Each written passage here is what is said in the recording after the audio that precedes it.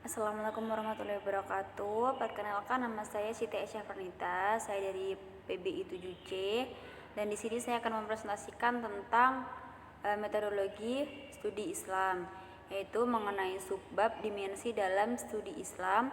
Ada fikih, Islamic law, tasawuf, Islamic mystics, kalam, Islamic teologi, dan filsafat Islam, Islamic philosophy. Oke, yang pertama dimensi Islam. Jadi apa itu dimensi Islam? Dimensi sendiri itu berarti parameter atau pengukuran yang dibutuhkan untuk mendefinisikan sifat-sifat atau objek, yaitu panjang, lebar, dan tinggi atau ukuran dan bentuk. Adapun dimensi-dimensi Islam yang dimaksud pada bagian ini adalah sisi keislaman seseorang, yaitu iman, Islam, dan ihsan. Nah, dalam dimensi Islam di sini itu parameter atau pengukuran yang diukur itu apa, yaitu sisi keislaman seseorang, yaitu mencangkup iman, Islam, dan ihsan, seperti itu. Oke, lanjut dimensi dalam Islam. Nah, dimensi dalam Islam itu tadi meliputi Islam, iman, dan ihsan. Yang pertama Islam. Jadi apa sih itu Islam? Islam adalah agama yang ajarannya diwahyukan Tuhan kepada manusia melalui Nabi Muhammad SAW sebagai Rasul. Islam pada hakikatnya membawa ajaran-ajaran yang bukan hanya mengenai satu segi, tetapi mengenai berbagai segi dari kehidupan manusia. Sumber dari ajaran-ajaran yang mengambil berbagai aspek-aspek dari Al-Quran dan hadis. Nah, jadi Islam itu adalah suatu agama yang dari Tuhan itu diwahyukan oleh Nabi Muhammad, dan dalam agama tersebut di Islam itu sendiri terdapat pegangan yang kuat, pedoman bagi umat Islam itu sendiri, yaitu berupa Al-Quran dan hadis yang telah diturunkan oleh Allah Subhanahu wa Ta'ala, seperti itu. Oke, lanjut yang kedua, iman. Jadi apa sih itu iman? Menurut bahasa, iman berarti pembenaran dalam hati, sedangkan menurut istilah, iman adalah membenarkan dalam hati, mengikrarkan dengan lisan, dan mengamalkan dengan anggota badan. Menurut Kamus Besar Bahasa Indonesia, iman adalah kepercayaan yang berkenaan dengan agama, keyakinan dan kepercayaan kepada Allah, Nabi, kitab yang tidak akan bertentangan dengan ilmu. Dapat pula berarti ketetapan hati, keteguhan batin, dan keseimbangan batin. Pengertian iman secara umum yaitu sikap percaya, dalam hal ini khususnya percaya pada masing-masing rukun Islam yang 6. Karena percaya pada masing-masing rukun iman itu memang mendasari tindakan seorang, maka sudah tentu pengertian iman yang umum dikenal itu adalah wajar dan benar. Jadi iman itu adalah rasa percaya di dalam hati, khususnya percaya terhadap agama Islam, percaya dalam hati bahwa adanya Allah, adanya Islam, adanya hukum-hukum Allah dan ketentuan serta ketetapan-ketetapan Allah yang telah diatur dalam Al-Quran dan hadis, serta selain meyakini dalam hati, mentutur katakan dengan lisan, yaitu melalui seperti sholawat, seperti bacaan-bacaan, dan seperti itu. Dan yang ketiga itu adalah mengamalkan dengan perbuatan. Setelah kita percaya, kita mengucapkan dengan lisan, kita juga harus mengamalkan dengan perbuatan apa yang harus kita amalkan sebagai seorang muslim itu sendiri, sebagai seorang yang beragama Islam. Jadi itu segala hal yang memang diatur oleh Allah itu adalah yang boleh dilakukan, itu adalah harus kita lakukan. Tapi yang harus ditinggalkan berarti kita harus meninggalkannya, seperti itu. Nah, yang ketiga yaitu ihsan. Ihsan adalah pendidikan atau latihan untuk mencapai dalam arti sesungguhnya. Karena itu, ihsan menjadi puncak tertinggi keagamaan manusia. Ia tegaskan bahwa makna ihsan lebih meliputi daripada iman, dan karena itu pelakunya adalah lebih khusus daripada pelaku iman. Sebagaimana iman lebih meliputi daripada Islam, sehingga pelaku iman lebih khusus daripada pelaku Islam. Sebab dalam ihsan sudah terkandung iman dan Islam, sebagaimana dalam iman sudah terkandung Islam. Seorang yang berihsan disebut muhsin, sebagai orang yang beriman disebut mukmin, dan yang berislam disebut muslim. Karena itu, sebagai bentuk jenjang penghayatan keagamaan, ihsan terkait erat sekali dengan pendidikan berbudi pekerti luhur dan berakhlak mulia.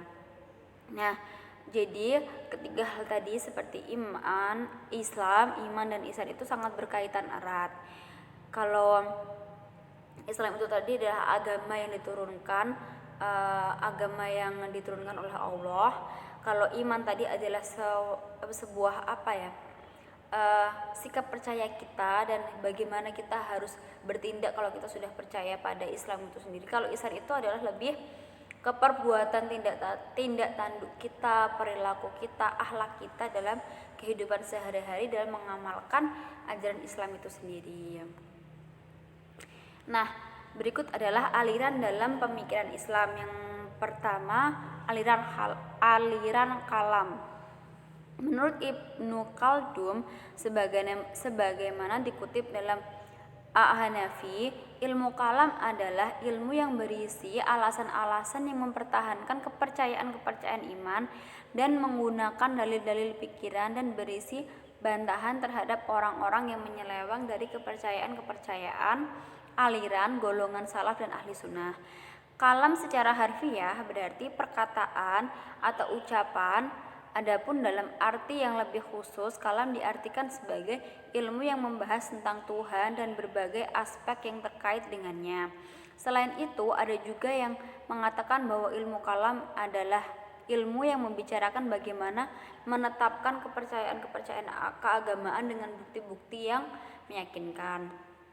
Jadi ilmu kalam di sini menurut saya itu adalah suatu kepercayaan dalam diri seseorang terhadap Islam dengan bukti-bukti yang meyakinkan. Seperti bukti-buktinya itu apa? Diturunkannya Al-Quran, diturunkannya hadis, diturunkannya kitab-kitab seperti itu, adanya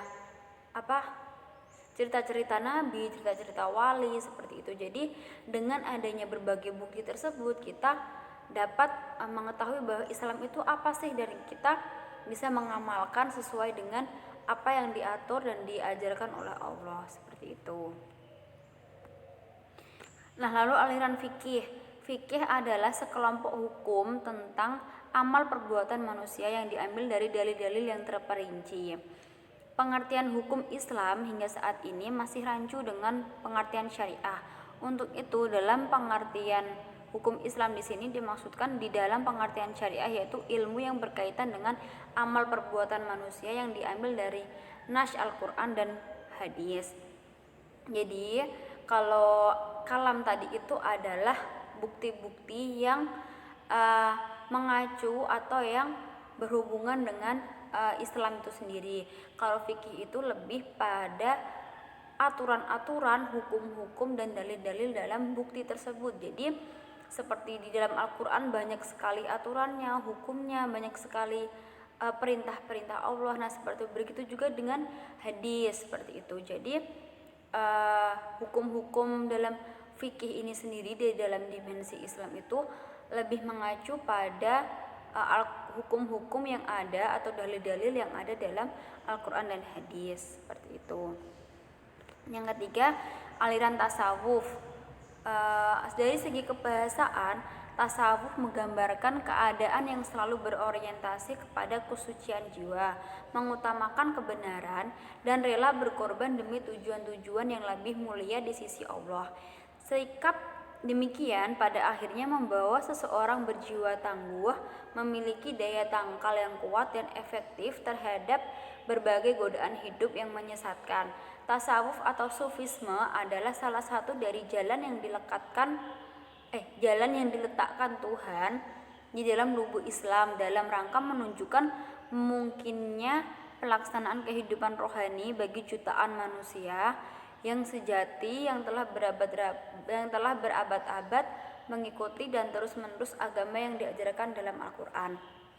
Jadi kalau tasawuf itu lebih pada pengamalan kita, perbuatan kita, tindak tanduk kita, perilaku kita sebagai seorang muslim, akhlak kita itu bagaimana, seperti yang sudah kita dapat di mata kuliah semester dulu tentang akhlak dan tasawuf. Itu kan mempelajari tentang akhlak-akhlak atau tindak tanduk seorang muslim itu seperti apa, harusnya seperti ini. Jadi bahkan dari segi tutur kata itu sudah terlihat bahwa si A ini orang muslim, si B ini bukan, karena di dalam tutur kata kalau orang muslim itu tidak pernah bohong, tidak pernah ingkar janji, tidak pernah berdusta, dan selalu menggunakan tutur kata yang baik, seperti yang sopan, terus tidak mencemooh, seperti itu. Jadi tasawuf itu lebih pada pengamalan agama berupa perilaku atau tindak tanduk kita dalam kehidupan sehari-hari. Yang keempat yaitu filsafat Islam. Filsafat Islam juga sering disebut dengan filsafat Arab dan filsafat Muslim, yakni merupakan suatu kajian sistematis terhadap kehidupan alam semesta, etika, moralitas, pengetahuan, pemikiran dan gagasan politik yang dilakukan di dalam dunia Islam atau peradaban umat muslim yang berhubungan dengan ajaran-ajaran Islam. Dalam Islam terdapat dua istilah yang erat kaitannya dengan pengertian filsafat atau falsafah secara harfiah, yaitu filsafat yang merujuk pada kajian filosofi, ilmu pengetahuan alam dan logika, dan kalam secara harfiah berarti berbicara yang merujuk pada kajian teologi keagamaan. Nah, jadi ya kalau kita mendengar kata filsafat itu mesti berhubungan dengan dengan logika, dengan pemikiran-pemikiran yang kritis seperti itu kan. Nah, kalau filsafat Islam itu sendiri ya memang seperti itu. Jadi memang adanya pemikiran-pemikiran, gagasan politik, pengetahuan, etika-etika, tapi dalam lingkup agama Islam itu sendiri. Jadi filsafat Islam itu mengkaji secara sistematis tentang kehidupan dalam alam semesta dalam lingkup agama Islam, yang ada juga di dalamnya itu berupa seperti etika, moralitas, pengetahuan, pemikiran, lalu gagasan-gagasan politik, pendapat-pendapat seseorang tentang agama Islam, seperti itu. Jadi lebih merujuk pada dunia Islam. Begitu presentasi dari saya. Apabila saya ada tutur kata yang salah atau penyampaian yang kurang tepat atau tidak sesuai, mohon dimaafkan. Sekian, wassalamualaikum warahmatullahi wabarakatuh.